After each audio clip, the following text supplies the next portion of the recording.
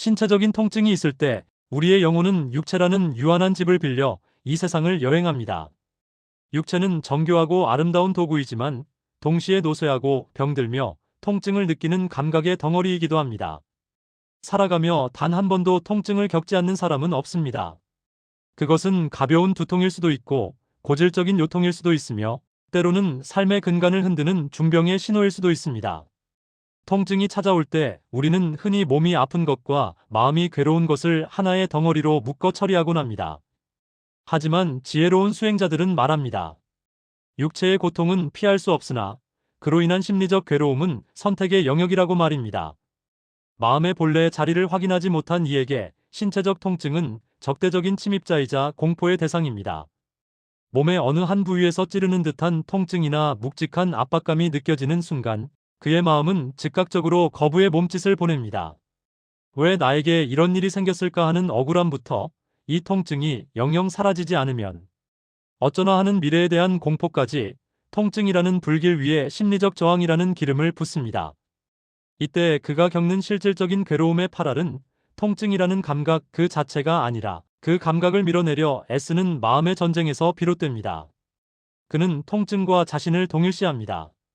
내가 아프다라는 생각에 사로잡히는 순간 그의 우주는 통증이라는 좁은 점 하나로 수축됩니다. 통증이 없는 다른 신체 부위의 건강함이나 창밖의 햇살, 사랑하는 이의 목소리는 더 이상 인지되지 않습니다. 오직 아픈 부위만이 세상의 중심이 되어 그를 고문합니다. 그는 통증을 빨리 없애버려야 할 악으로 규정하고 그것과 치열하게 싸우지만 역설적으로 그 저항의 긴장은 근육을 더욱 수축시키고 신경을 예민하게 만들어 통증을 증폭시킵니다.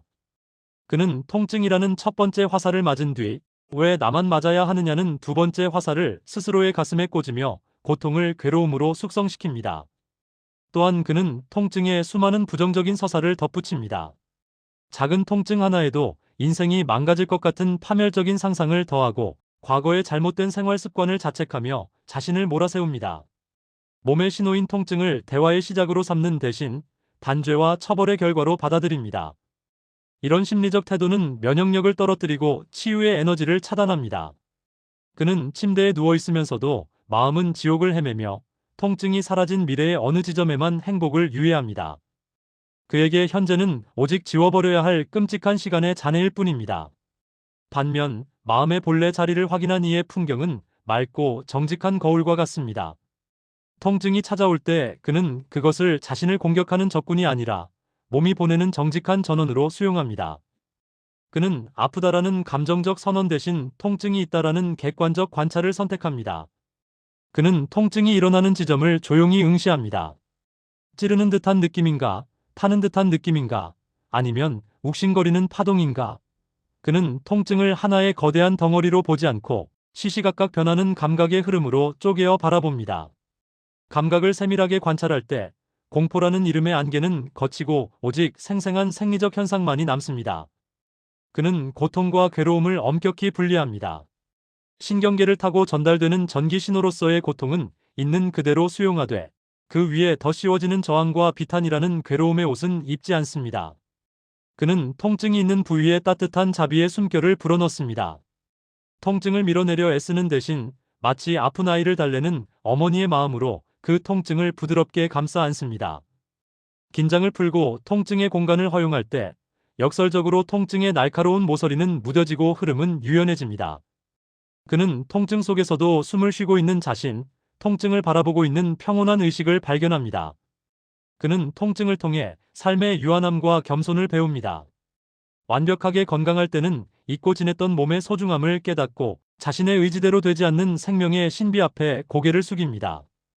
통증은 그를 오만한 자아의 성벽에서 끌어내려 지금 이 순간의 생생한 실제로 데려다주는 엄격한 스승이 됩니다.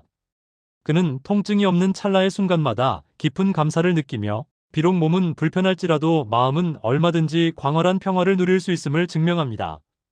그의 평온은 신체의 안락함에 의존하지 않는 존재 깊은 곳에서 길러낸 단단한 힘입니다. 이러한 태도는 치유의 과정에서도 놀라운 기적을 만들어냅니다. 고통에 대한 심리적 저항이 사라질 때 우리 몸의 자가 치유 시스템은 가장 활발하게 작동하기 때문입니다. 그는 병원 치료를 성실히 받으면서도 결과에 일희일비하지 않습니다. 통증이 심해지면 그 속으로 깊이 침잠하여 고요를 찾고 통증이 완화되면 그 가벼움을 충분히 즐깁니다. 그는 통증에 의해 정의되는 환자가 아니라 통증이라는 폭풍우 속에서도 항해를 멈추지 않는 지혜로운 선장으로 남습니다. 그의 존재 자체가 주변의 다른 아픈 이들에게도 커다란 위로와 희망의 등불이 됩니다. 우리는 이제 깨달아야 합니다. 통증은 당신의 본질을 훼손할 수 없습니다. 금이 뜨거운 용광로 속에서도 그 성질이 변하지 않듯 당신의 근원적인 의식은 육체의 고통으로 인해 더러워지거나 파괴되지 않습니다. 통증은 구름처럼 당신의 육체라는 하늘을 지나갈 뿐입니다. 구름이 검고 무겁다고 해서 하늘 자체가 무거워지는 것은 아닙니다. 당신이 그 구름과 자신을 동일시하지만 않는다면 당신은 고통 속에서도 여전히 눈부신 평화를 누릴 권리가 있습니다. 당신의 몸이 보내는 고통의 신호에 저항이라는 화를 내지 마십시오.